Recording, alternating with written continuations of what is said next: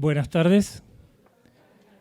Sean ustedes bienvenidos al inicio de la diplomatura en Cultura Argentina en nuestra sede de Recoleta. El año 2022 dará inicio a la 13ª promoción de la diplomatura. Las actividades que vamos a tener hoy van a estar primero referidas a una ejecución que nos va a brindar la banda militar que ya escucharon. Después va a haber una presentación a cargo del director académico Roberto Bosca y director ejecutivo Sergio Delgado. Me olvidé de presentarme, yo soy Héctor Mario Rodríguez, director de esta sede de la diplomatura.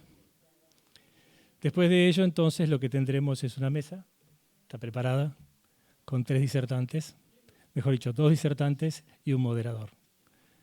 Ellos se van a presentar en su momento, pero voy a presentar al moderador.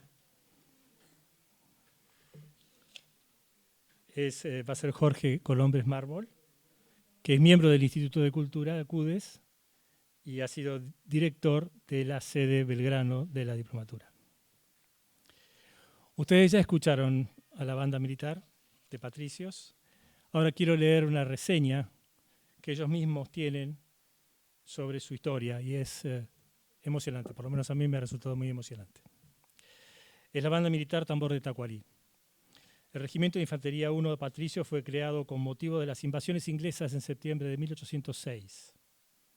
Su banda militar, formada para compasar la marcha de sus 3 batallones y agilizar sus desplazamientos, disimuló con sus sones los murmullos de los revolucionarios criollos reunidos en el Real Colegio de San Carlos para gestar la formación del primer gobierno local.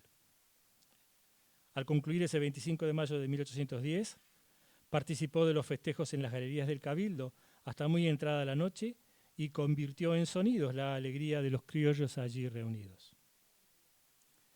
Intervino con sus músicos de órdenes en la campaña de Belgrano al Paraguay y allí dio su primera cuota de sangre en Tacuarí, donde el héroe de la jornada fue un joven de 12 años que batió el parche de su tambor al frente de las 2 compañías de patricios que pelearon aquel 9 de marzo de 1811.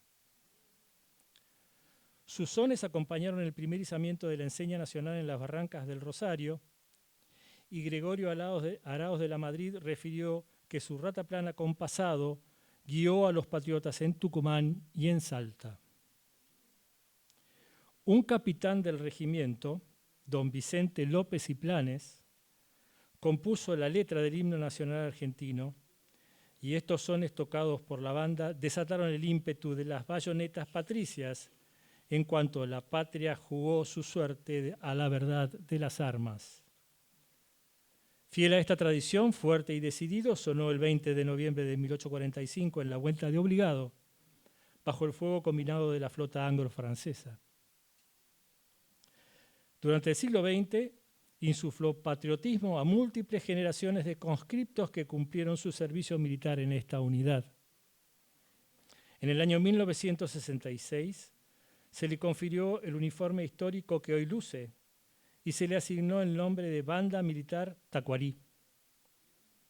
En 1996 se completó por Tambor de Tacuarí, en honor a Pedro Ríos, músico a las órdenes de Manuel Belgrano, cuyo ejemplo guía las actividades de sus integrantes. En 1982 despidió a los hombres del regimiento que marcharon a la campaña del Atlántico Sur. En los días de más cruentos combates rindió honores al Papa San Juan Pablo II, reaseguro de la paz entre los contendientes. En su misión de atesorar las tradiciones musicales militares argentinas, recorrió casi todas las provincias del país. Dentro del continente visitó Brasilia, Colonia del Sacramento, Montevideo, Punta del Este y Miami. Participó de festivales internacionales de música militar, como el de Bremen en Alemania en el año 2003. Bueno, con ustedes, la banda Tambor de Tacuarí.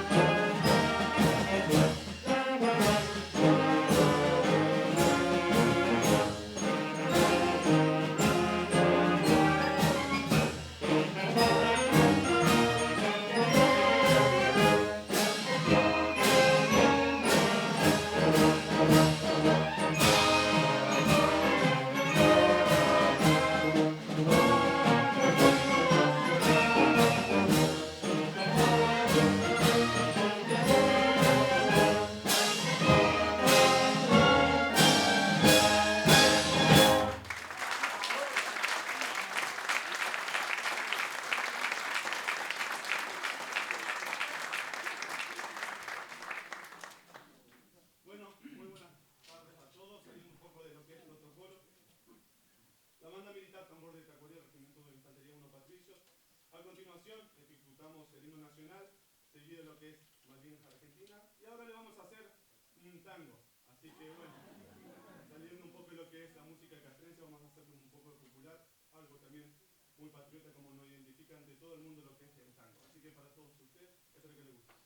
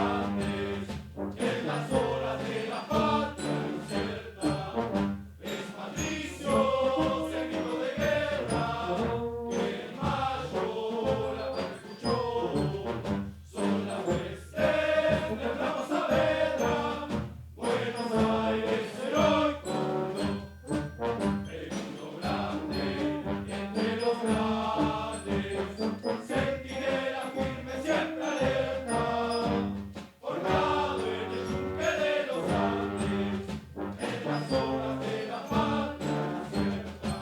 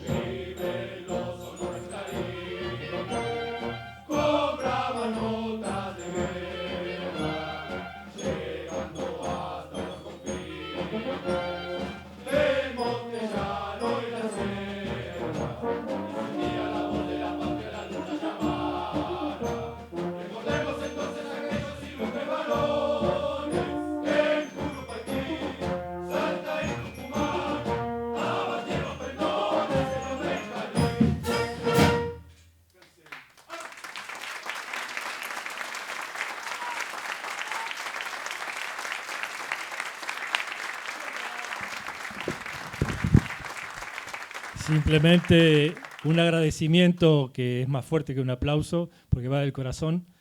Realmente, Teniente, ha sido una maravilla esto, lo hemos disfrutado todos. Así que muchísimas gracias y esperamos otra oportunidad para verlos.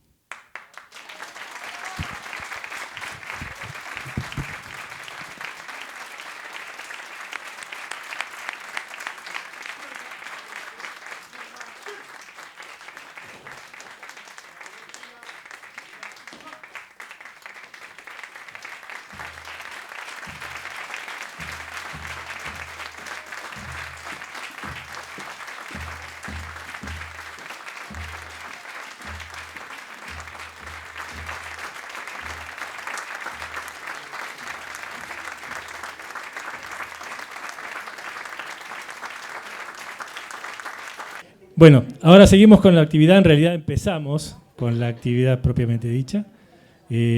Roberto Bosca, director académico de la Diplomatura en Cultura Argentina, y Sergio Delgado, el director ejecutivo de la Diplomatura en Cultura Argentina, van a decir unas palabras.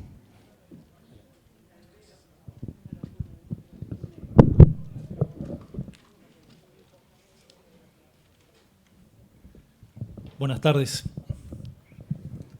Bueno, bienvenidos a el acto de apertura de este ciclo 2022 de la Diplomatura en Cultura Argentina. La verdad que estamos muy contentos de volver este año a la presencialidad. Saludo también a aquellos que nos siguen a través de la transmisión que estamos realizando.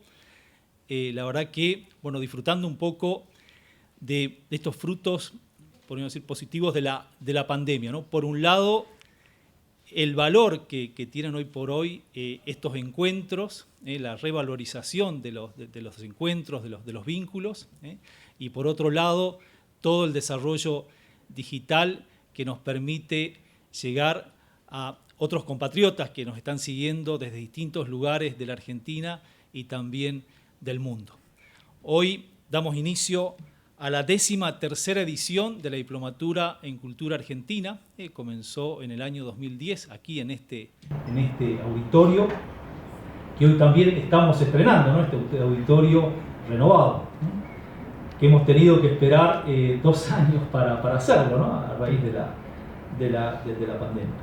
Entonces, nos gusta definir a este espacio como un espacio de encuentro y reflexión, como un espacio de encuentro y reflexión que ofrece un recorrido sistemático por los distintos aspectos de la cultura argentina. Nos proponemos, o sea, en base a 3 ideas fuerzas: memoria, identidad y proyecto, promover una mayor conciencia sobre la riqueza de nuestro patrimonio cultural. También reflexionar sobre nuestra identidad como argentinos. También ayudar a entender o profundizar en el conocimiento de nuestra matriz cultural y el impacto que esto tiene en la política, en la sociedad y en la economía. También brindar herramientas que los ayuden a poder apreciar y acceder y disfrutar mejor de los distintos bienes culturales. También promover el diálogo, el respeto por el que piensa diferente y la práctica de las virtudes cívicas. Nos ilusiona que esto sea una experiencia transformadora, una experiencia que ayude a conocer con mayor profundidad a la Argentina para poder quererla más.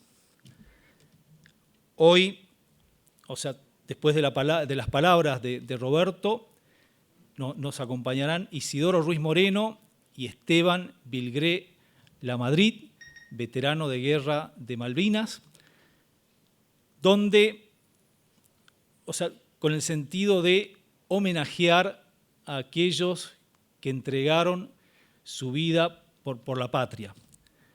Creo que rescatar a estos verdaderos modelos de entrega, aquellos que dieron su vida y pusieron en juego su vida por la patria.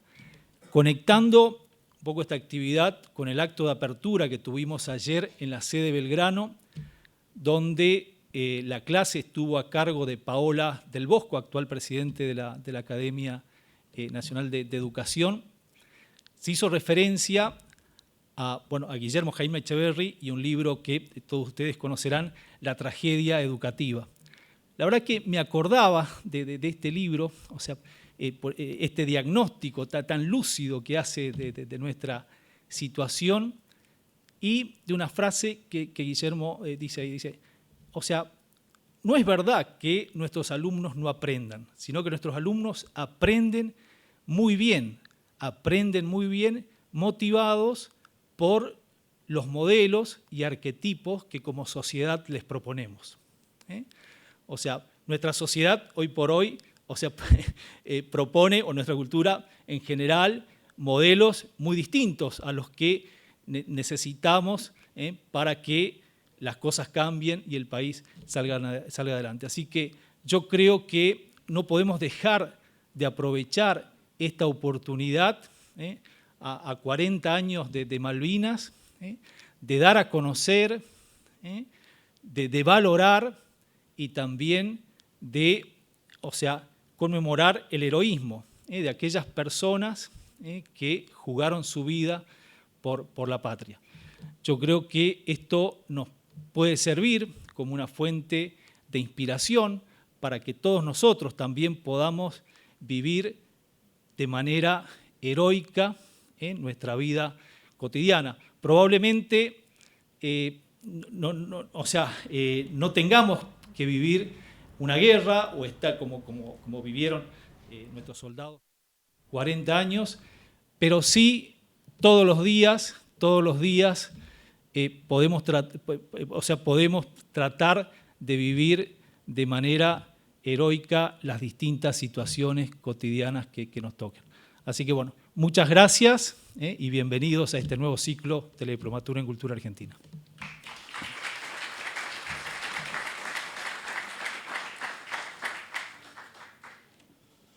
Bien, buenas tardes, noches a todos.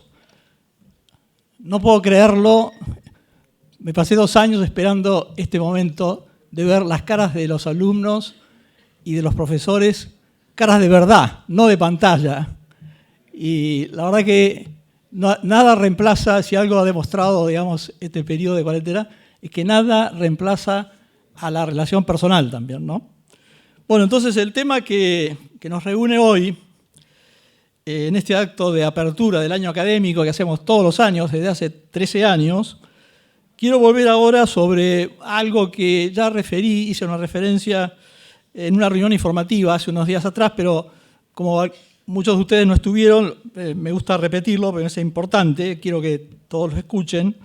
Les decía en esa reunión que con motivo de que estoy trabajando en un libro con una periodista española que vivió muchos años en México y en otros países, ella en algún momento, hace unos días, me comentó que le llamaba la atención que los argentinos tenían poco amor a la patria y eso me lo comentó hace pocos días y me quedé pensando, ¿no? El poco amor que los argentinos profesan a su patria.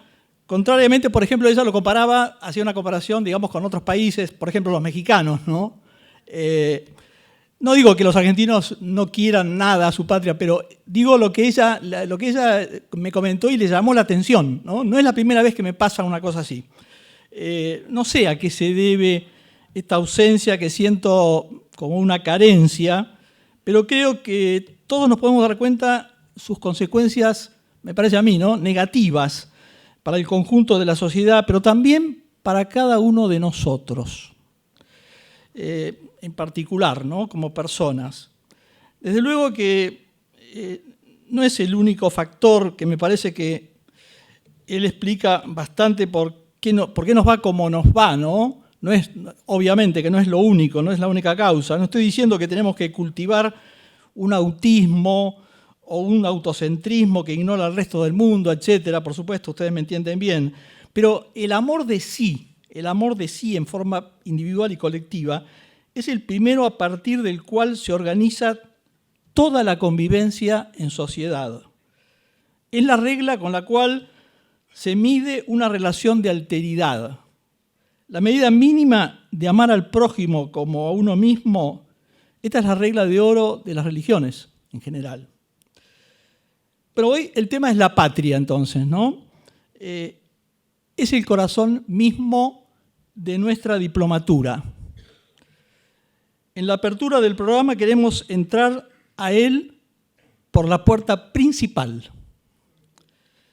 Por eso elegimos este tema, que nunca lo habíamos elegido para iniciar el acto de apertura.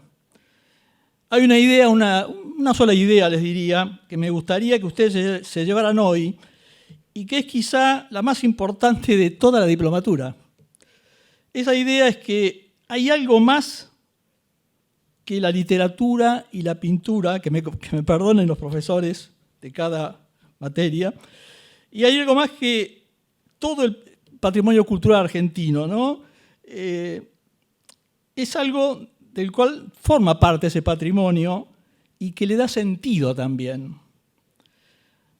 Hay un valor, un conjunto de valores, más allá de nuestras subjetividades irreductibles, que suponen una sociedad de almas que siguen estando unidas por un principio invisible. Es algo que parecen revivir en algunos momentos, a veces está como eclipsado, pero está siempre vivo en nuestro interior, ¿no? Y ahí está. Ese es un principio fundante, del cual muchas veces ni siquiera somos conscientes de que existe.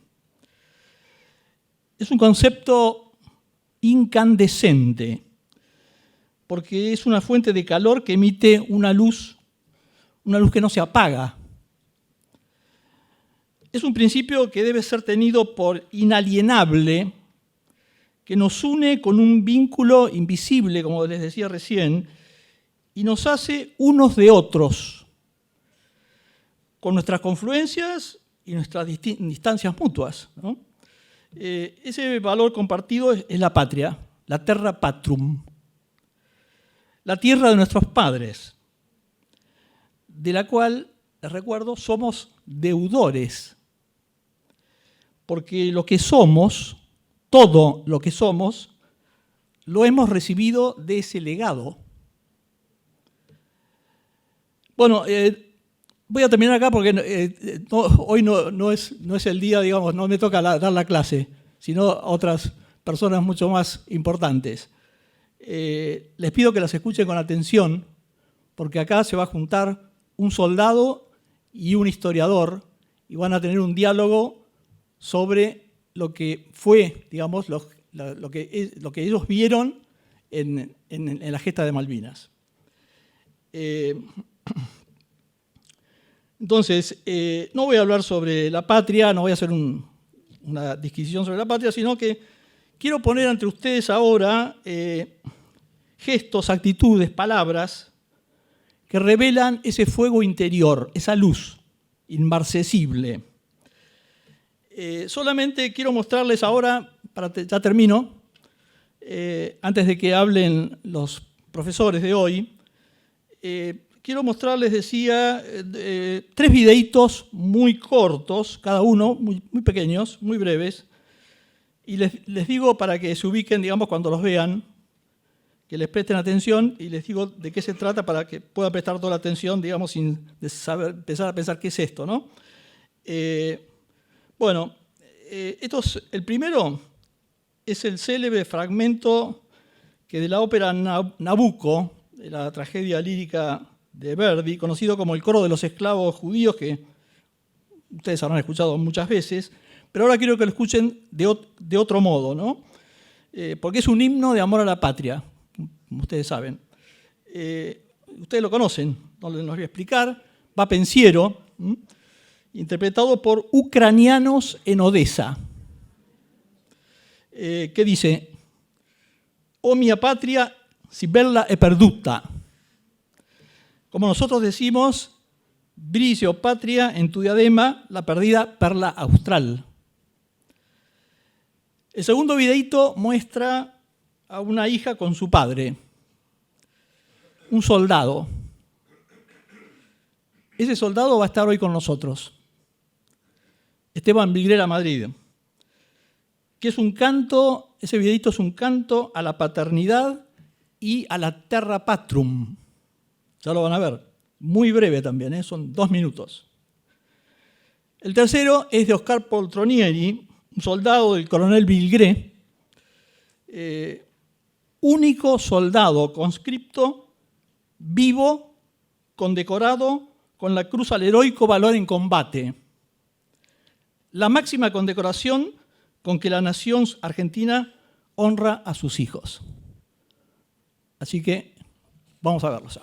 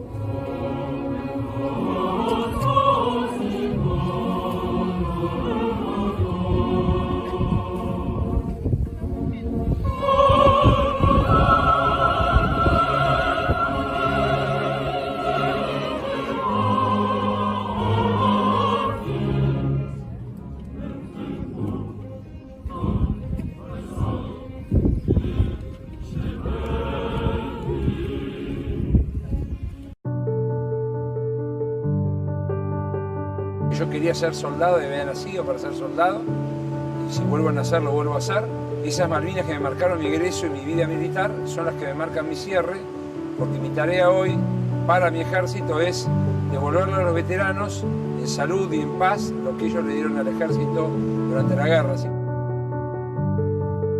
Yo a él, además de verlo como héroe, lo veo como padre. Cuando veo desfilar a mi papá, se me inquieta el corazón. Me pasó en el último desfile de sentir una felicidad muy grande, verlo a él y verlo con los veteranos.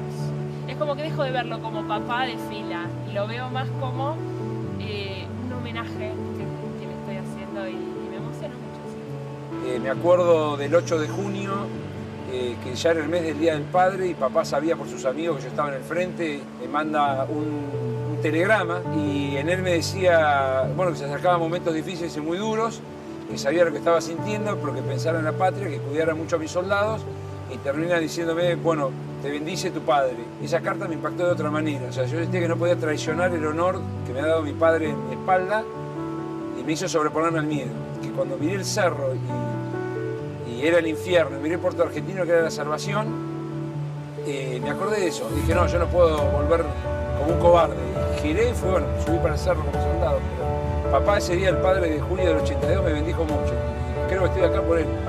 No hay que perder la esperanza, nunca.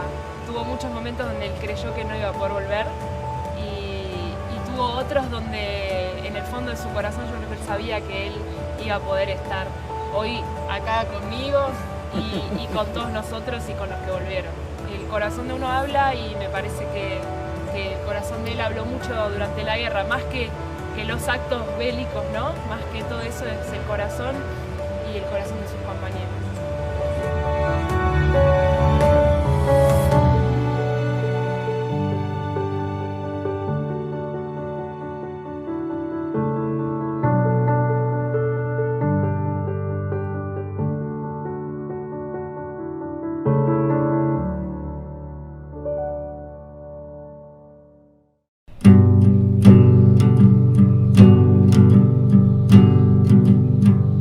Antes ya lo había visto, porque que estaban cerca, se estaban desembarcando. Y en la tarde se me da por mirar a las 5 de la tarde y estaba mirando para allá y vieron cuando se embarcó los ingleses. Cuando lo bajan a Luberger, me agarró como un ataque de desesperación y lo quería bajar a todos. Y ahí ando le digo a Esteban Lamadrid que se vayan, y el sargento Echeverría, que era mi jefe de grupo, y compartimos la carpa juntos. ¿Por qué les dijiste que se fueran? Porque le había llegado una carta que hacía hace poquito, tenía familia la señora, y entonces yo le decía que se fueran, que ellos tenían hijos, yo no.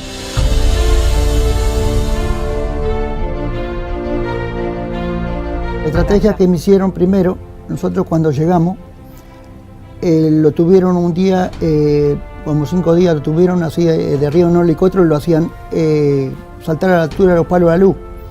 Entonces te decían, cuando vos caías que amortiguaba el golpe en el piso, tenías que tirarte o 5 metros por un lado o 10 metros para el otro.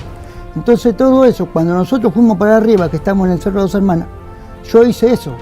Que si yo no hacía eso, yo no estaría con ustedes hoy acá.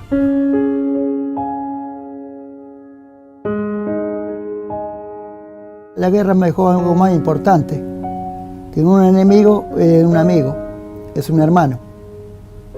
Estás hablando del soldado británico, que hoy es casi un hermano para vos.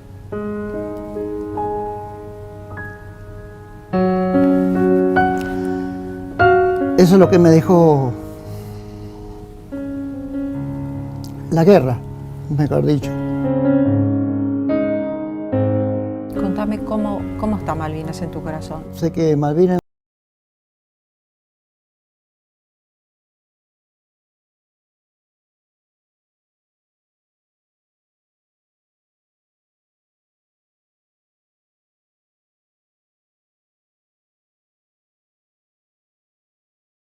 Sí. Bueno, nuevamente buenas tardes. Muchas gracias por estar acá con nosotros hoy. Muchas caras amigas. Bueno, acá están honrados, estoy yo. Mire qué personajes tengo a mi derecha y a mi izquierda. Isidoro Ruiz Moreno, abogado, doctor en Derecho y Ciencias Sociales, profesor universitario, profesor de la Escuela Superior de Guerra, donde ha dirigido la maestría en Historia de la Guerra y actualmente es profesor de allí. Él dice que no es historiador, todos los demás decimos que sí, y más de 20 libros lo desmienten. Esteban Vigliera Madrid. coronel del ejército argentino, veterano de guerra de Malvinas. ¿Algo más? Isidoro, entre tus muchos libros, muy buenos todos, campañas militares argentinas, El misterio de Pavón, Vida de Urquiza, Vida de Roca, La Revolución del 55, quizás el mejor libro sobre ese momento histórico, y Comandos en Acción. Con Comandos en Acción hoy a la tarde nos pasa algo muy especial. Es como si Agatha Christie dialogara con Poirot, porque tenemos al autor y al personaje juntos aquí. ¿Por qué escribiste Comandos en Acción, Isidoro? Bueno, siendo profesor de la... ¿Se escucha? En la Escuela Superior de Guerra, me encontraba en los pasillos, en los recreos, con varios tipos de estos que tenían el distintivo de Malvinas. Entonces, por curiosidad intelectual, les preguntaba dónde habían estado, qué habían hecho, y me contaban muy modestamente en qué situaciones habían participado. Entonces se me prendió la lamparita. Esta gente se estaba olvidando de lo que habían vivido, que eso nos pasa a todos. Vemos un choque de autos, a los pocos meses no sabemos de qué color es, si va una mujer adelante. Se estaban olvidando de lo que habían protagonizado. Entonces me ocurrió escribir un libro en base no solamente a los testimonios de ellos. Y los fui entrevistando y salió un libro que para mí, si se me permite el término, es muy entretenido, porque son vivencias, son testimonios. Y la historia lo hacen los hombres con pasiones, con valor en este caso, con miedo, con entusiasmo. Y bueno, les conté al público lector la vida de esta gente, la vida, los sentimientos, lo que pensaban, lo que temían. Porque a veces la historia se hace olvidando a su factor esencial, el hombre, que siente, que piensa. Y hay grandes números, en este caso el regimiento tal, la división, el escuadrón, pero hay que ver cada uno de ellos que lo componían, qué sentían, qué les pasaban, qué pensaban. Y bueno, eso es lo que traté de escribir sobre Miguel Amadís y sus camaradas. Bien. Y Esteban. es un poco honroso para mí, un poco no, honroso para mí estar al lado de uno de los que estuvieron en Malvinas. Yo sé que en Malvinas sucede lo que el destino dice. Unos caen, otros sobreviven, y a veces se pone énfasis en los muertos para glorificarlos. No está mal, porque ellos ya no están entre nosotros para contarnos cosas. Los que viven también merecen la gloria que la comunidad les destina, como el caso de Miguel Amadís.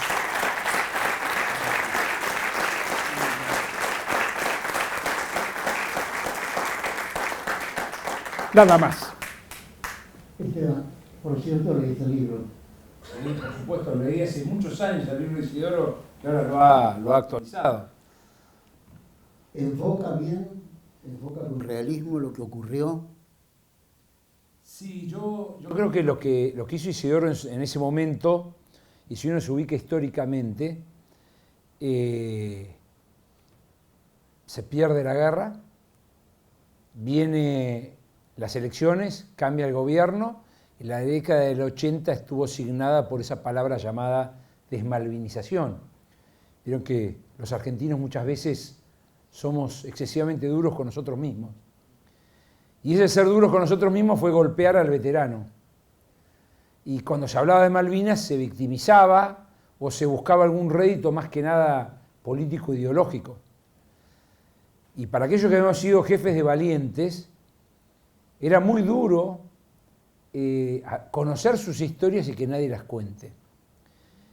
Y me acuerdo que hubo 2 libros que a mí me marcaron en esa década del 80, que yo era bastante joven, que fue el libro de Isidoro y el libro Así lucharon de Carlos Túrolo. Y lo que tiene en particular el libro de Isidoro es que le contaba a la gente qué habían hecho nuestros soldados, como él le expresaba mejor que yo, los sentimientos, los recuerdos que se van borrando. Y él tuvo esa tranquilidad del historiador, perdón, no es historiador, cierto que dijo que no era, esa tranquilidad del historiador de ir recopilando y anotar y escribir y anotar y escribir y sacar un libro. Y es un hito, la verdad que el libro de Isidoro es un hito, porque aparte aquellos que lo han leído saben que tiene una pluma magnífica. Yo que fui su alumno disfrutaba, no tomaba nota en las clases para no perderme sus gestos cuando daba clase. Y leer esas historias que a lo mejor eran de camaradas, porque uno las conocía, porque las había escuchado como él, en una charla de casino, en una charla de café o de mate, era muy bueno, porque uno sentía que transmitía lo que habíamos sentido todos y lo que habían hecho los soldados argentinos en Malvinas. Por eso yo soy un agradecido a Isidoro, porque, y con esto termino, hoy a la mañana daba una charla a unos chicos de una escuela y les decía que si algo que tenemos los soldados a veces es el no contar las historias. Y a mí me pasa mucho. Yo creo que cuando uno ha sido jefe de guerreros y cuando uno tiene caídos y heridos, tiene que ser muy cuidadoso en lo que dice y ser muy humilde, porque la mochila de uno está cargada con las historias de ellos y con las familias de esos caídos. Y eso hace que muchas veces uno no cuente en primera persona. Y tiene que haber gente como Isidoro que recoja esas charlas de café y las vuelque al papel. Así que no solo el señor Isidoro, que es muy humilde, no lo dijo, pero el primer libro sobre Malvinas, escrito en la posguerra, que se va a traducir al inglés y que va a salir en Londres dentro de muy poco, es Comandos en Acción. Así que fíjense que no es casualidad que el propio Ejército y Editorial Argentinidad hayan elegido ese libro y no otro de los cientos de libros hoy escritos sobre Malvinas. Así que gracias, Isidoro, porque lo que yo le decía a los chicos hoy es que si hoy escuchan una calandria cantar en la plaza, acá cerquita nomás, frente a la Recoleta, ustedes van a escuchar el mismo canto de calandria que escuchaban sus abuelos y que seguramente escucharán nuestros nietos. Y eso es porque los pichones aprenden escuchando a los padres cantar. Y los soldados, que encima, aquellos que tenemos la mala suerte de ser malos cantores, no tenemos forma de que esa tradición se transmita y se muere con nosotros. Entonces, si no hay alguien inquieto y con buena pluma que las calque, las escribe y las deje plasmadas en un papel, se pierden. Y esas historias se van y se mueren y quedan como esas lápidas del cementerio que uno ve que ya se les borró el nombre, y a lo mejor detrás de ese nombre había una historia que nunca nadie contó porque nadie la escribió como Isidoro. Así que gracias, Isidoro, por eso.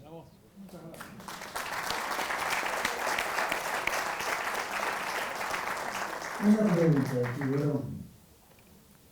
Vos, sin duda, sos el no historiador que más ha escrito sobre campañas militares argentinas y los personajes de la... ¿Podrías, digamos, enfocar la guerra de Malvinas, verla en comparación o en el contexto de las campañas históricas nuestras? Bueno, la campaña de Malvinas, que para mí no fue una guerra, una campaña militar heroica, todos lo sabemos, porque el país no estuvo involucrado en la guerra. Acá, en los carriles de la costanera, funcionaban las boats, la gente salía a divertirse, mientras ellos estaban peleando en las islas. Quizá desde Bahía Blanca para el sur sí se vivía el conflicto. Posiblemente también pensaran que los ingleses podían bombardearlos, como alguna vez se les ocurrió, pero en general el país vivía ajeno al conflicto. Eso es lo que quise reproducir en el libro, porque está bien lo que estos tipos hicieron, pero si nadie los cuenta, no se conoce, y la memoria hace que se olviden. Hay que escribir los testimonios. Todos nosotros hemos vivido algún episodio interesante o hemos conocido a alguien importante. Hay que escribirlo, porque tienen su valor, aunque sea pocas cosas. Nadie vive todos los días episodios trascendentes, pero por ahí la vida nos depara un encuentro que puede ser importante. Y esta gente a quien quiero tanto, se estaban olvidando de lo que habían protagonizado. Yo los veía fuera de las clases, en los recreos, les preguntaba y algunos se estaban olvidando. Me pareció importante escribirlo. Scripta manent, lo que se escribe es lo que queda. No lo que hicieron, lo que se escribe. Lo que se hace, se olvida, se deforma, vienen tergiversaciones. Hay que escribir para dejar constancia. Ya vendrá otra persona para refutarlo o para perfeccionarlo. ¿Con qué parte histórica, no sé, guerra de la independencia, la guerra del Paraguay, las guerras civiles, podés más o menos, si mi pregunta no es desubicada, contextualizar, con perdón de la palabra, y de Abel Pose, que está allí, la guerra de Malvinas? A mí lo que me interesa, sobre todo, aunque todo es parte del pasado que nos involucra, porque somos los que nos han hecho, es la época de la organización nacional, de Caseros en adelante. Es importante la independencia, es importante la época de Rosas, la guerra con Brasil, si quieren, pero la organización nacional es lo que quizá como abogado, porque la Constitución es un hito que marca un antes y un después. Después de 1853, la República Argentina, que ya no era confederación, ya no era confederación de provincias, era una república organizada, tenía un marco que está bien y que está mal. Eso es lo que me interesaba contar. Perfecto. Muchas gracias, Isidoro. Esteban, ¿cómo fue la llegada a Malvinas de ustedes, de la unidad de ustedes? Yo era cadete del último año de colegio militar, con lo cual el 2 de abril, cuando me desayuno literalmente, porque me entero a la mañana muy temprano de la recuperación de las islas, sentí la frustración que siente cualquiera que elige una profesión y está delante de sus ojos la oportunidad de historia y se la perdió por un año. Lo último que se me iba a ocurrir era que el 8 de abril, el 7 de abril íbamos a egresar, que el 9 de abril iba a estar en el regimiento 6 en Mercedes y el 13 de abril iba a estar desembarcando en las Malvinas. Sobre todo porque ese cruce fue muy particular. Yo no sabía que iba a Malvinas, pues estaba muy, muy secreto. Así que estaba tratando de conocer a mis soldados, llegamos a Río Gallegos, estaba todo oscuro, era de madrugada, la madrugada del 13, el vuelo de Gallegos a Malvinas dura 1 hora, y yo estaba más preocupado por no perder a mis soldados en esa oscuridad que por cualquier otra cosa, porque yo ni las caras me acordaba, yo lo que hacía era contarlos. 46 hombres, listo, están todos. Y cuando me dicen embarcar, y yo empiezo con esa desesperación a juntar mi gente, me olvido de embarcar yo, así que encima peor, vuelo en el avión siguiente con, creo que 15 o 16 de mis soldados, así que esa hora fue una desesperación, creyendo que había perdido, o sea, lo peor que me podía pasar era empezar la profesión, salir de cirujano, entrar al quirófano, me faltaba el bisturí, estaba el paciente ahí. Así que ese viaje fue una desesperación, todos sentados en el piso, y cuando de repente veo por la ventanilla que unas luces, entonces me paro, y me puse a pensar, al sur de Santa Cruz, ¿qué ciudad tiene tantas luces? Se ve una avenida larguísima, costanera, y yo trataba de pensar en una ciudad con un lago tan grande, convencido, yo llevé tizas, llevé marcadores, llevé papel, llevé ropa de gimnasia, creyendo que iba con un grupo de soldados a la cordillera, yo ni me imaginaba que podía ir a la guerra. Y Y de repente, cuando empieza a bajar el avión, el piloto dice que fue un honor para él llevar a los soldados que van a defender las Islas Malvinas. Bienvenidos, en ese momento te llamaba Stanley el aeropuerto, al aeropuerto de Stanley. Imagínense la emoción cuando se abrió la puerta del avión y sentí el viento, ese helado que me pegaba en la cara y que me hacía sentir en casa, el mismo viento que sentí en el 2013 y el 2019 cuando volví, que me hizo sentir esa emoción de esto es nuestro, acá estoy en casa. Así que así fue mi debut y mi 2 de abril. Qué bueno. Bien. Isidoro, ¿algún recuerdo de algún otro comando que te haya impactado especialmente, además de Esteban? Sí, en general todos me contaron con gran modestia, con mucha modestia, quiero recalcar, lo que habían vivido. No sé si individualizar uno por uno.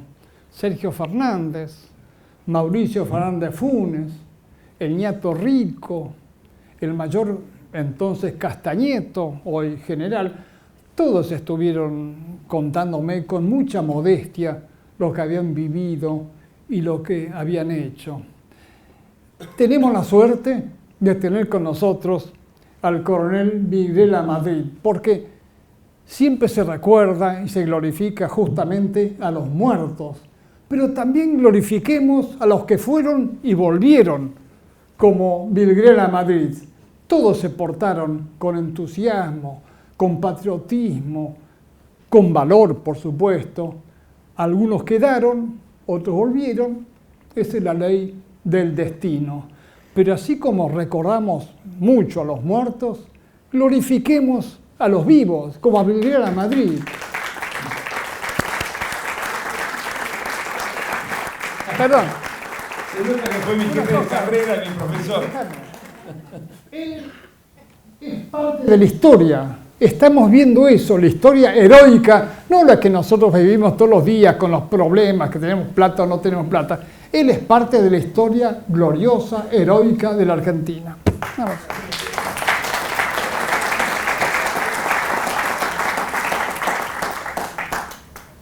Dejo para después su pregunta. Esteban, llegando más a nuestros días, ¿cómo es tu actividad actualmente con los veteranos? Bueno, vieron que la vida es una sucesión de causalidades y cuando uno vive hechos que no son tan felices, en el momento no los entiende o se rebela contra ellos y cuando pasan los años uno entiende el por qué le pasó lo que le pasó y que tal vez no debe haberse rebelado contra eso. A mí en el año 2008 me tocó vivir una situación bastante desagradable en mi carrera militar, sobre todo para una persona que tiene un concepto del honor muy arraigado. Yo de chico siempre sentí que vi el sacrificio de mis padres en educarnos, en criarnos, y lo vi a papá, que para poder seguir con su amor por la historia y visitar el archivo histórico, trabajaba en tribunales a la mañana, daba clases a la tarde, daba clases a la noche, daba clases los sábados y siempre con una sonrisa y siempre feliz porque hacía lo que le gustaba. Y siempre sentía en la espalda esa mochila de si yo hago algo malo no soy yo solamente, sino que es lo que viene atrás. Y un poco Malvinas me trajo esa sensación de que uno no puede defraudar lo que trae ni lo que es, y debe comportarse como tal. Y un poco saliéndome de la pregunta y tomando la pelota de lo que dijo Isidoro hace un ratito, no es falsa modestia, pero muchas veces en una nación que necesita tener héroes, a veces en las personas que se van conociendo sus historias la va transformando en tales. Y yo soy sincero, a veces cuando alguien me habla así como Isidoro, que aparte, como dije, fue mi jefe de carrera en la maestría y mi profesor de historia militar, con lo cual hace mucho que lo conozco y sé que eso genera un afecto muy grande. No es falsa modestia en decirle que yo no tengo una historia personal de Malvinas. La realidad es que yo no hice nada extraordinario y no es, no es falsa humildad, es la realidad. Y sí tuve la suerte de tener 5 suboficiales maravillosos y tener 41 soldados, la mayor parte paisanos de la provincia de Buenos Aires, que son los que escribieron mi historia. Entonces, cuando yo recién les contaba lo de la calandria,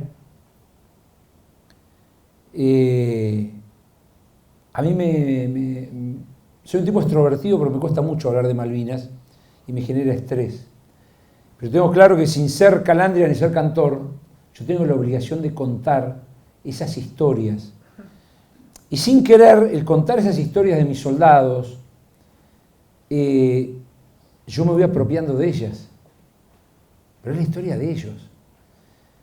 Para mí la guerra terminó el 14 de junio al mediodía y en el cerro todavía quedaban no solo los cuerpos calientes de aquellos soldados que murieron en combate, sino los cuerpos más calientes todavía de aquellos que estaban heridos.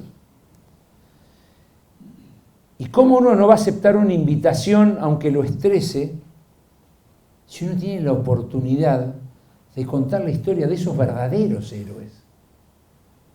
Porque los que estábamos en la isla, ya estábamos en la isla. No podíamos volver nadando. Y entre nosotros hubo desempeños buenos, normales, muy malos, malos y heroicos. Y ese es un poco lo que yo quiero, lo que yo quería dejar acá, ¿no? Cuando viene esa imagen de mi padre con tu pregunta de no traicionar esa historia, esa es la razón por la que uno está acá y por la que uno acepta esos aplausos, que a mí, ustedes no saben lo incómodo que me ponen esos aplausos, y lo incómodo que me siento y cómo transpiro cuando alguien me elogia, porque yo me estoy apropiando de la historia, por ejemplo, del soldado Peralta. El año pasado charlábamos y muchas veces cuando charlamos los soldados se encuentran con su jefe y liberan sus fantasmas porque hay alguien que entiende su mismo idioma. Y el soldado Peralta me contaba que cuando todavía estábamos combatiendo y todavía el soldado Riverger no había muerto en combate al lado nuestro, uno de los 7 caídos esa noche en Tumbledown, sumándole el que después el que muere antes en Dos Hermanas, el soldado Peralta sentía todavía las ráfagas nuestras y los disparos y los gritos. Y él estaba herido, una granada de fósforo le había pegado en la espalda, se le había incendiado la ropa, tratando de apagarla, se le prendió fuego los guantes y se le empezó a quemar las manos. Y justo llega un apuntador de ametralladora de los guardias escoceses, el sargento Jackson, y nos tiraba a nosotros y todas las vainas calientes caían sobre la espalda quemada del soldado Peralta y él encima tenía que hacerse el muerto sintiendo que se le quemaba el cuerpo, porque tenía miedo que si se movía le peguen un tiro. Y así estuvo 2 horas hasta que aclaró y despacito empezó a mover las manos para que ese soldado que estaba al lado de él con la ametralladora, con el combate terminado, se dé cuenta que estaba vivo. Por eso yo trato de ser tan cuidadoso cuando tengo un auditorio, porque yo no tengo historia. Mi historia es haber tenido la suerte de ser jefe de 46 personas magníficas. Y cuando la nación decidió, la patria decidió condecorarlo al soldado Poltronieri, para nosotros Oscar era un soldado más de la sección, porque había 45 más que también tal vez la patria debe haberlos conocido y haberlos condecorado. Pero a veces, cuando no se escribe la historia como la escribió Isidoro, empiezan a caer las leyendas. Y a mí me gustaría que Oscar fuera condecorado por lo que realmente hizo en Malvinas, no por lo que cuentan de él. Porque él recuerda cuando le dijo al sargento Echeverría que él se replegase porque acababa de nacer su hijo. Yo tuve 2 suboficiales que su primer hijo e hija, Corbalán y Echeverría, nacieron estando en Malvinas. Y los 2 se quedaron hasta el final y pelearon hasta el final. Pero eso no significa que cuando Oscar le dijo al Tito Echeverría que se repliegue, el Tito se replegase. Por eso es bueno que las historias de uno las decante alguien que tenga buena pluma y sea un patriota y las cuente en su verdadera dimensión. Ustedes imagínense, de una sección de 47 hombres, nos replegamos 13, entre ellos Oscar. Cuando uno cuenta una leyenda de que un soldado solo detuvo a 600 hombres con una ametralladora, es casi imposible de creer. Y que encima todos se fueron y lo dejaron solo, es peor todavía, porque el que se quedó herido o el familiar del caído siente que hay un vacío en su historia. Esa es la realidad. Y Oscar y yo somos de los 13 que nos pudimos replegar de 47. Pero a veces, cuando no se escribe y no se cuenta la historia, nacen las leyendas. Y cuando nacen las leyendas y los actores están vivos, uno corre el riesgo de herir a alguien. Y yo tuve 2 heridos en mi sección que fueron recogidos por los británicos. Y hubo 8 caídos esa noche que fueron recogidos y enterrados por los británicos. Entonces, cuando uno tiene la oportunidad de contar la verdadera historia, siempre es lindo que haya un auditorio que la escuche y la conozca. Porque las medallas, las condecoraciones las da la nación. Soldados le damos poco valor a las medallas y las condecoraciones. Y yo siempre digo, al haber tenido tantos muertos y tantos heridos, que agradezco a Dios que ningún trasnochado se le ocurrió darme ninguna medalla de esas grandes, porque yo tendría que mirar a la cara a mis soldados y explicarles por qué me la dieron, y no tendría respuesta ni palabra. Así que esa humilde medalla del esfuerzo y de abnegación en combate me viene bárbaro, porque significa que me esforcé, punto. Ni siquiera significa que lo hice bien, solo que hice el esfuerzo. Pero yo tengo una gran deuda en escribir. Los actores principales, y Isidoro lo sabe bien, somos simplemente fuente, porque está tocado por nuestra realidad esa historia que contamos. Alguien debe tener la frialdad de recogerla, que es lo que hizo Isidoro, confrontarla con la historia del otro lado y verificar si eso encaja y concuerda. Porque lo que yo cuento es como decía Isidoro, está viciado por el olvido, por historias de otros que capturé y me quedaron en mi mente, y yo tengo la gran deuda de escribir o contar lo que yo recuerdo y lo que yo sé de aquellos soldados que conocí, de aquellos soldados que murieron en combate, y que si no aparece otro Isidoro Ruiz Moreno que escriba su historia, tal vez quede en el olvido, como muchos de los soldados de San Martín o de la guerra del Paraguay o de cualquiera de las otras guerras, cuyas historias se perdieron en el polvo de los siglos porque nadie la contó. Por eso yo rezo para que aparezcan muchos Isidoros que cuenten muchas historias, y yo tengo la deuda de pasar a ser fuente y algún día escribir la historia que yo recuerdo de mis soldados. Muchísimas gracias.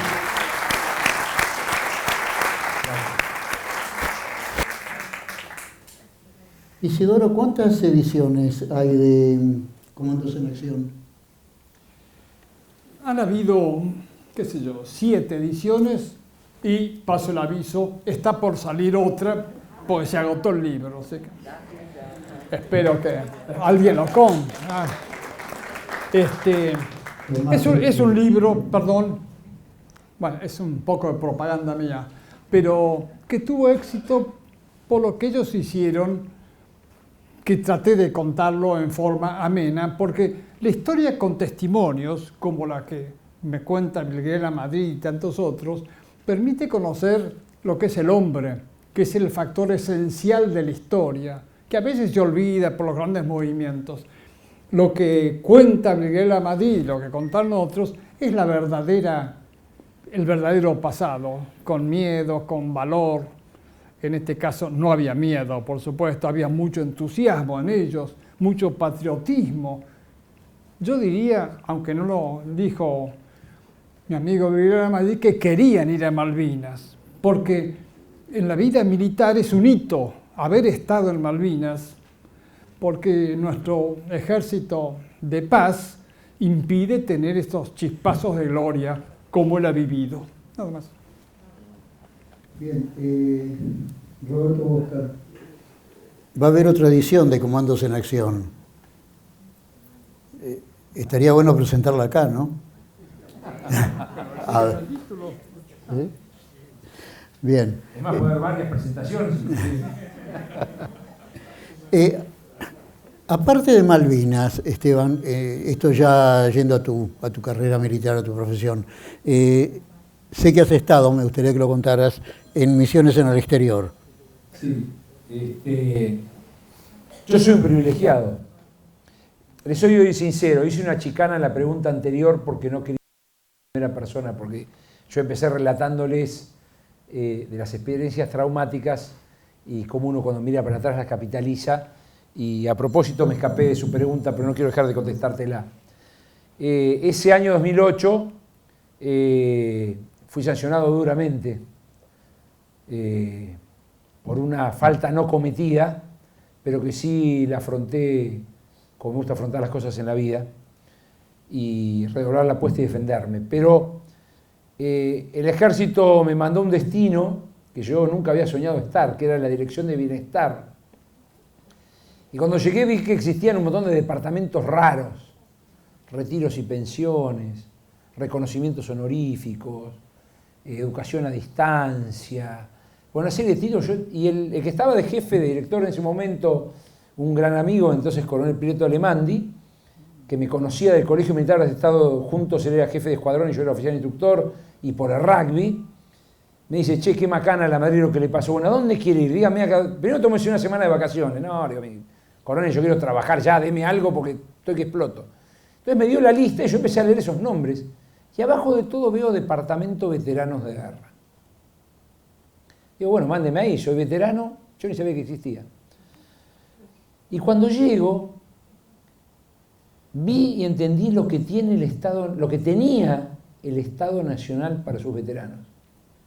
No solo para sus veteranos de Malvinas, para sus guerreros de todas las guerras, porque la profesión militar es muy seria, muy exigente,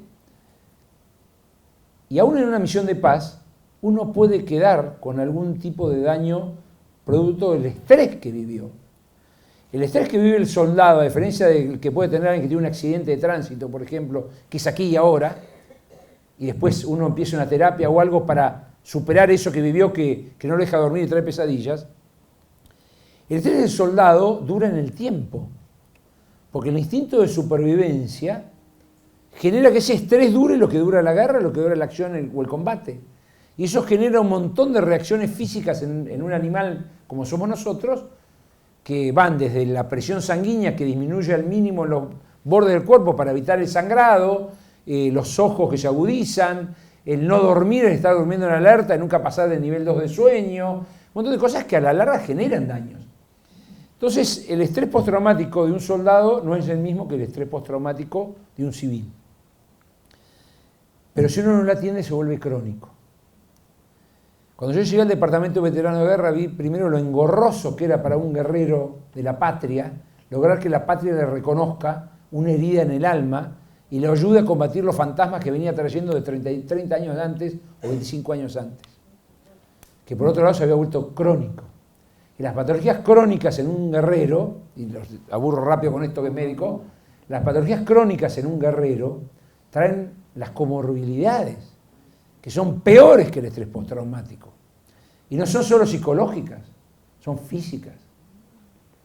Mi querido amigo, el teniente coronel médico psiquiatra, soldado de infantería de Malvinas, Martín Bourdieu, el hombre que más sabe de patologías de soldados de habla hispana y uno de las cátedras del mundo, siempre destaca que para reconocer una patología psiquiátrica en un combatiente de Malvinas hay que ver la parte física también. Y hay comorbilidades muy comunes. Un veterano de guerra tiene 4 veces más posibilidades de tener diabetes que cualquier ciudadano normal. La obesidad mórbida, la violencia, las adicciones, los trastornos de ansiedad que producen problemas con el sueño, una serie de cuestiones, son privilegios que la guerra también le deja al guerrero. Y yo encontré que nosotros teníamos muy poco. Y lo poco que había, lo había hecho el ejército, mandándolo primero a Martín Bourdieu, siendo un joven médico que era jefe del servicio en Campo de Mayo, era un teniente primero, lo mandó a Estados Unidos en un hospital de veteranos en el año 2001. Y después en el año 2004 creó 3 centros de atención psicológica para veteranos de guerra, pero eran de esfuerzos individuales y estaban preparados para que alguien que iba a pedir ayuda. Pero ¿quién me venía a buscar a mí? que en el año 82 me dieron de baja y pasé a ser ciudadano. Y yo vivía en el corazón del monte chaqueño, con mis traumas y mis adicciones, y mis penas y mis fantasmas, ahogándolos con lo que fuese, y nadie me venía a buscar. Entonces, de repente esa causalidad que fue, esa sanción que para mí fue un tremendo golpe a mi propio honor, superé mi ego, dije, acá es donde tengo que trabajar. Este es el hueco que Dios me reservó en el año 82, cuando volví sano y vivo, con una familia que me esperaba y amigos, para devolverla a mis hermanos de la guerra. Y ahí empezamos a trabajar en eso. Por eso no quise ser desleal y no contestarte tu pregunta, pero la había eludido adrede. En realidad, porque no quería hablar de mí. Yo tuve la suerte de encontrar en un Ministerio de Defensa al cual uno fue a plantear un problema. Yo tengo una costumbre, me encantan los paradigmas, si uno puede cambiarlos, soy muy individualista, y descubrí que se podía cambiar. Pero descubrí también que para uno cambiar un paradigma a veces no hay que golpear la puerta, hay que patearla. Y lo puse en práctica muchos años, desde el 2008 hasta el 2018, que abandoné esa actividad, lo practiqué muchas veces, salteando vías jerárquicas y demás, pero el objetivo se cumplió. En el año 2012 salió una resolución ministerial que equiparaba a los soldados argentinos con los soldados británicos en sus patologías, y que no solo eso, sino que lo hacía extensivo a todo soldado que producto del ejercicio de su profesión padeciese alguna patología. Y le reconocía ese sufrimiento y le daba el tratamiento adecuado. Y bueno, en eso hemos venido trabajando y después, aunque parezca mentira, en el año 2017 logramos crear una junta médica para veteranos de guerra, y no solo eso, sino que avanzó aún más, porque armamos un equipo maravilloso, porque cuesta mucho formar psicólogos, psiquiatras, trabajadores sociales, counselors que trabajen específicamente para soldados y sus traumas del ejercicio de la profesión.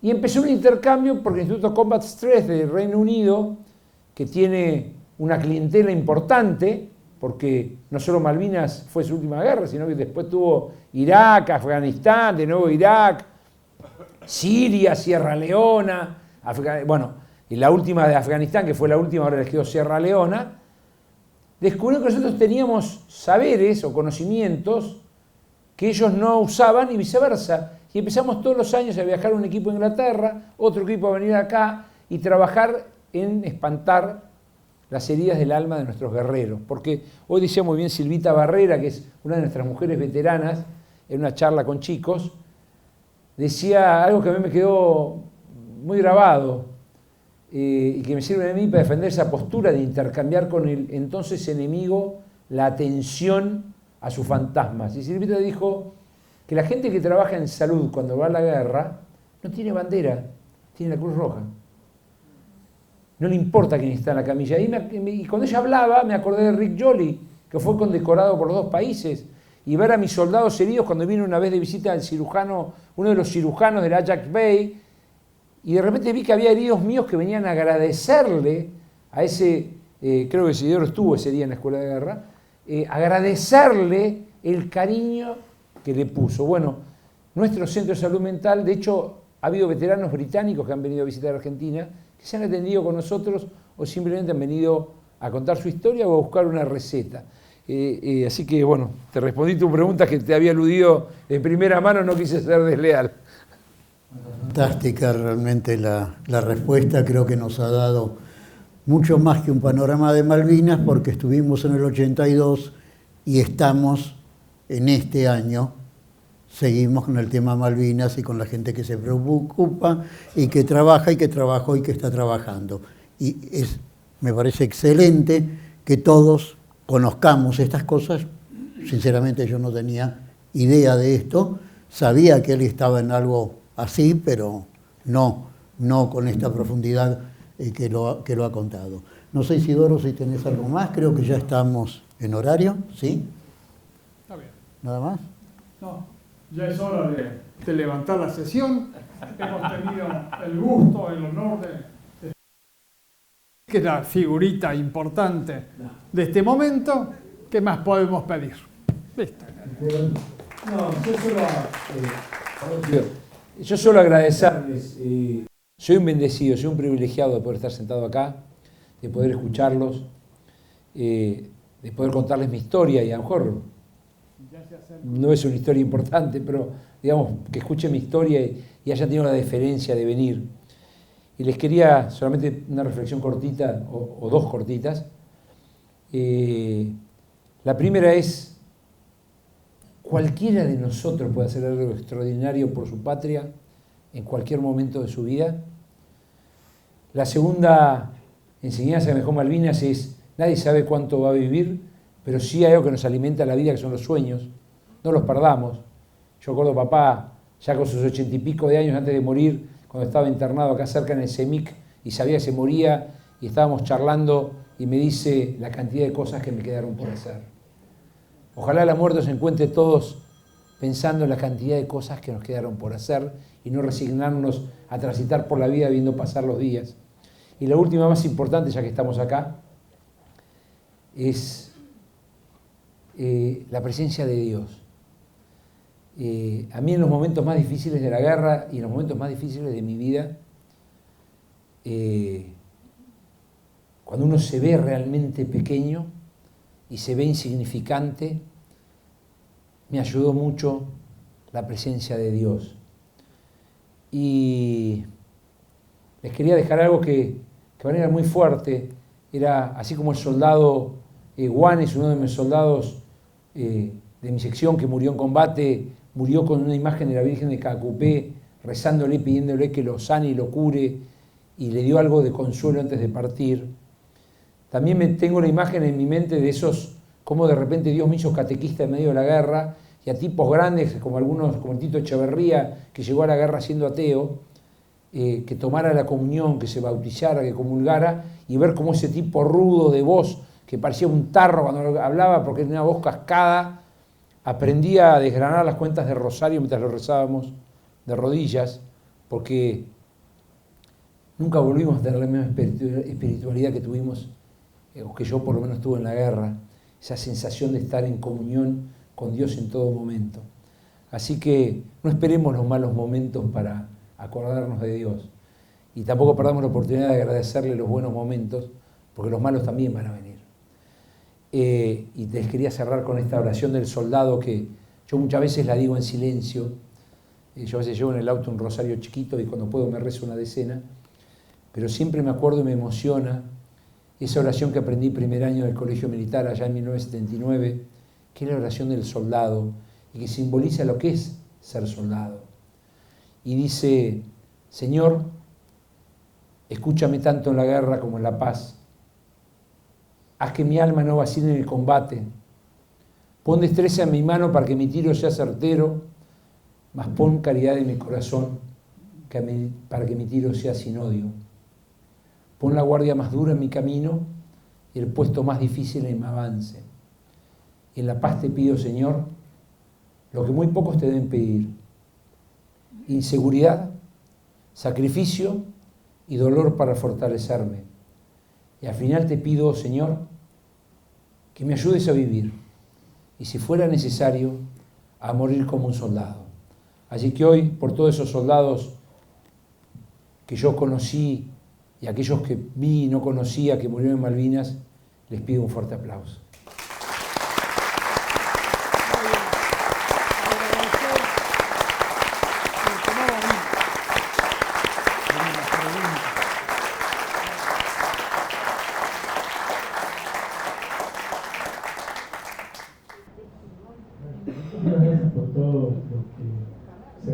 Nos ayudaron a sentir, los tres. Tenemos unos 15 minutos de preguntas.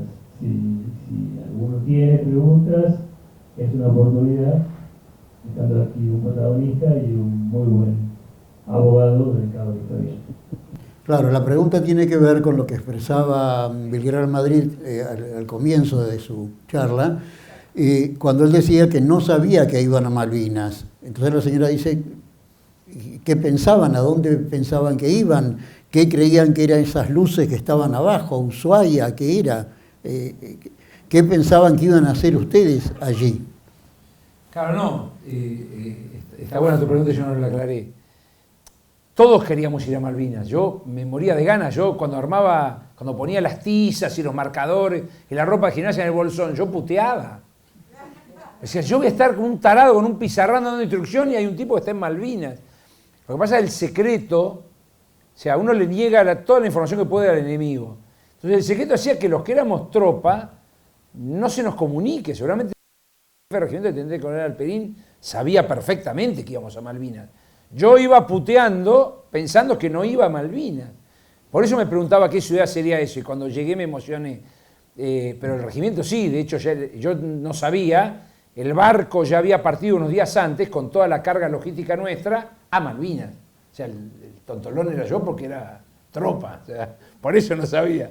Pero yo estaba embolado de que no iba a la guerra. La pregunta es fundamentalmente cómo vivió el final de la guerra, los años posteriores, la desmalvinización y la ignorancia del Estado hacia ustedes.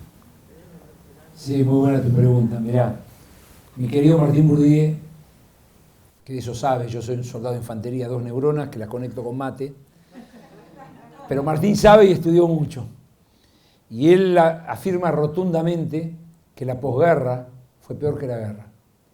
Y muchos de los fantasmas que hoy tienen nuestros soldados provienen de la posguerra y no de la guerra. No hay nada peor que ir a pelear por tu patria, ver morir a tus compañeros, entrar por la puerta de atrás y que te ignoren durante mucho tiempo, es más que oculten tu historia, y no solo eso, que la tergiversen.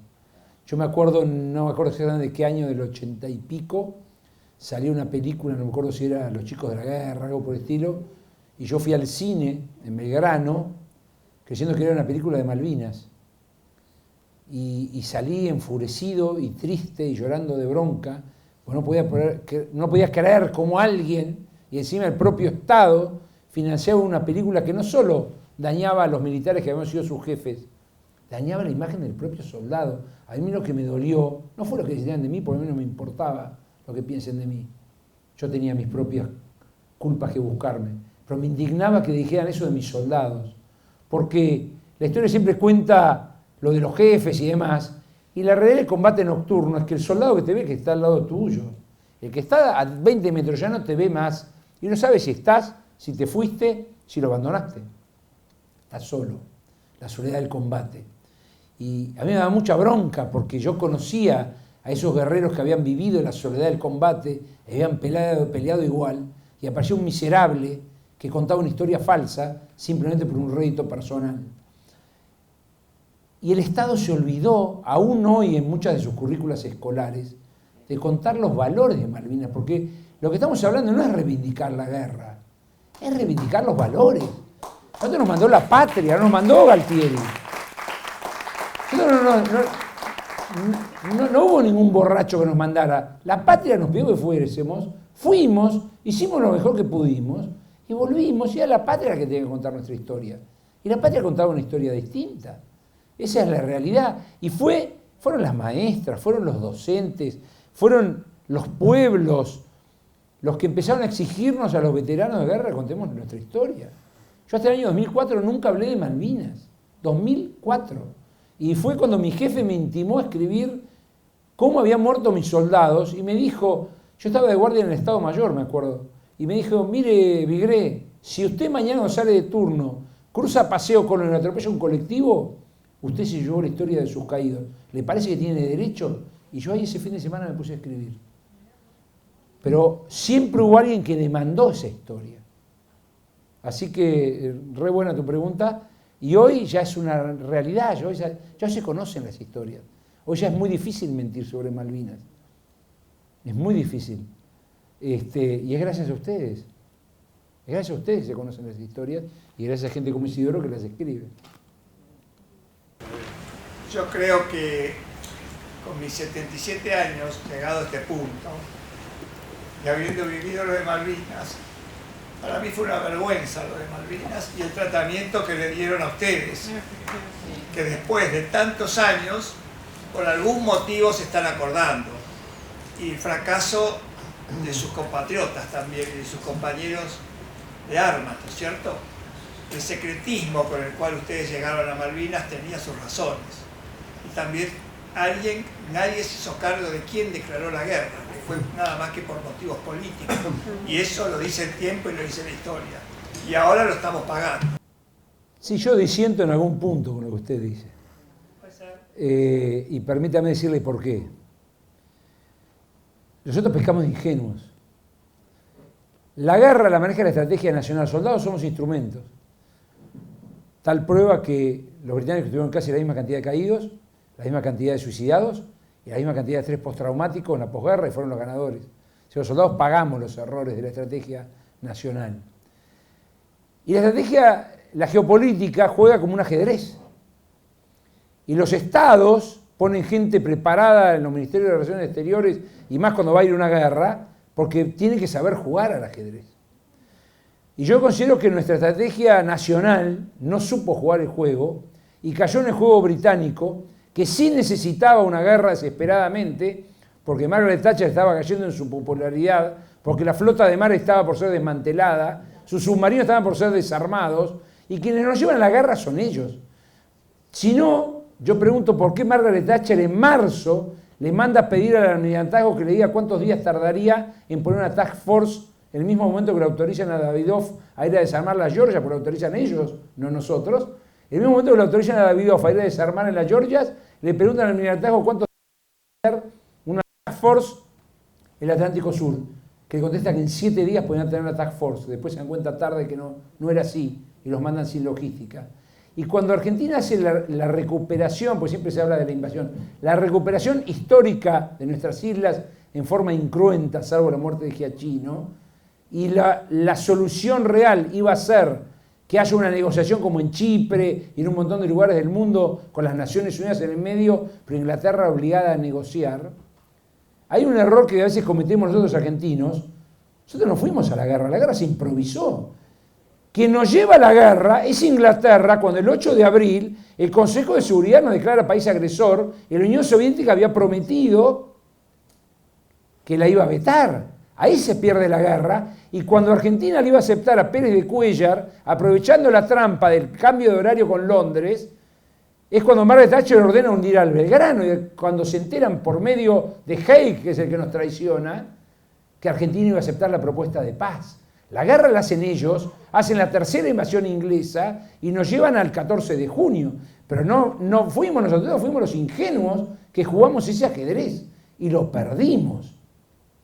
Ese es el grave error de Malvinas en la estrategia nacional, no haber previsto un plan A o un plan A o B de contingencia, o una vez que el 8 de abril nos declaran país agresor, ver cómo jugar las cartas para llegar a la paz. Y asumir la vergüenza, decir, bueno, hay que firmarla, y alguien que es el Ministerio de Relaciones Exteriores y quien ejercía el Poder Ejecutivo en ese momento, pagar las culpas y los costos de la guerra con una rendición que no fuera incondicional, sino obligando a Inglaterra a negociar. Pero ellos nos llevaron astutamente a ese lugar. Esa es la realidad. Yo por eso le digo que diciendo, la guerra no la decidimos nosotros, la decidieron ellos. Nosotros lo que decidimos fue la recuperación. Las razones políticas no tengo ni idea, y yo, imagínense, era cadete de 4º año, así que analizarlas ni hablemos. Pero la realidad fue esa. Ellos nos llevaron astutamente a la guerra, y nosotros creemos que con la recuperación negociábamos y los obligamos a entregar la soberanía. Estoy completamente de acuerdo. Fue una trampa de los ingleses cuando iban a desmantelar la flota de superficie. Y Margaret Thatcher aprovechó esto y nos embarcamos en la guerra. Estoy de acuerdo con el coronel Miguel Amadid que fue una guerra provocada por los ingleses. Bien, antes de cerrar entonces, 2 preguntas que vienen de la gente que lo está viendo a distancia. Una dice, yo quisiera preguntarle al coronel Miguel Amadrid cómo vivieron el reconocimiento de la gente en los desfiles a partir del año 2016. Yo, como le dije al principio, tuve mucha suerte de haber sido reconocido, de hecho estoy sentado acá. Así que lo cierto es que una de las cosas que a mí, yo tengo mucho contacto con las organizaciones de veteranos, integro la Comisión Nacional de Veteranos de Guerra y integro como parte la Confederación Nacional de Veteranos, que está integrada en su 99% por soldados. Yo tuve alguna clase de reconocimiento, yo continué mi carrera militar, he dado charlas, he sido instructor, con lo cual mis cadetes me escuchaban, o mis alumnos, pero la mayor parte de los veteranos de guerra nunca nadie los reconoció, nunca sintieron el aplauso del pueblo, ni la caricia, ni la ternura de la gente aplaudiéndolos. Y cuando se hizo ese desfile acá en Buenos Aires, que fue maravilloso, que cuando se veía el video con mi hija, se ve cuando ella me viene a abrazar, que es la primera vez que me veo desfilar, yo estaba muy emocionado, más que nada por los soldados, por aquellos que nunca habían tenido la oportunidad del aplauso. Yo creo que a nosotros, veteranos, nos superó ese reconocimiento que empezó en esos años y con ese desfile maravilloso de lo que estábamos en Buenos Aires, que terminó en el campo de polo, porque fue un día de fiesta. Y yo les giraba y miraba a los soldados que venían atrás mío marchando con esa sonrisa, aplaudiendo a la gente, emocionados, abrazándose cuando terminaron el desfile, y ustedes no tienen ni idea el enorme efecto médico que tuvo lo que ustedes hicieron cuando salieron a las calles o a los balcones a aplaudirnos. Porque yo vi en soldados la emoción o la sonrisa que hacía mucho tiempo que no veía. Gracias a ustedes, ¿no? Bien, se nos está acabando el tiempo, así que voy a tratar de resumir 3 preguntas que están muy conectadas de quienes lo están viendo a distancia. A ver, la primera dice, si tuviera que volver el tiempo atrás, ¿volvería a defender Malvinas con sus mismos soldados? Sigo. Siempre se criticó que fueron a Malvinas, los soldados eran muy chicos. La guerra es una tragedia para todos, dice. ¿Sus soldados qué sentían? Orgullo, bronca hacia el gobierno que los mandó, abandono. Y la tercera también tiene que ver con esto porque es el cierre. Dice, ¿cómo fue la rendición?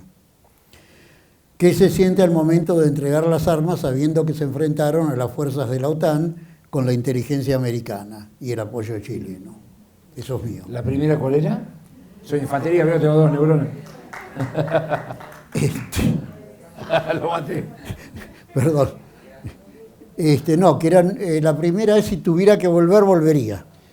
Miren, yo no creo que haya un solo veterano de guerra que no volvería a hacerlo. Nosotros todos los segundos sábados de abril de cada año nos juntamos los veteranos de mi regimiento en Mercedes. Y todos los años, el hoy general retirado Alperín, con sus 80 y pico de años, nos toma el juramento de fidelidad a la bandera, en la cual juramos morir si fuese necesario para defenderla.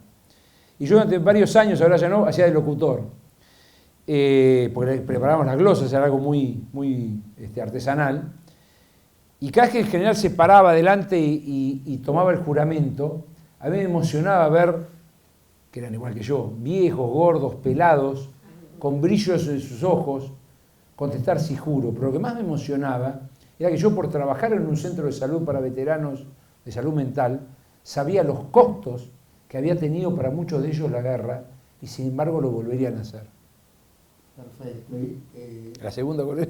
La segunda es si volvería a defender Malvinas con los mismos soldados. Sin duda. Bien. Y las 2 últimas... La segunda era la instrucción, me parece, ¿no? No, sí, siempre se criticó que los soldados fueran muy jóvenes. ¿Qué sentían esos soldados? Bronca, por supuesto que al final, ¿no? Bronca hacia el gobierno que los mandó, abandono, y esto enlaza con la última, que es cómo fue la rendición y qué se siente al momento de entregar las armas. Esto tiene mucho de leyenda de la desmalvinización, la de los pobres chicos. Los muertos en combate más jóvenes de Malvinas fueron británicos.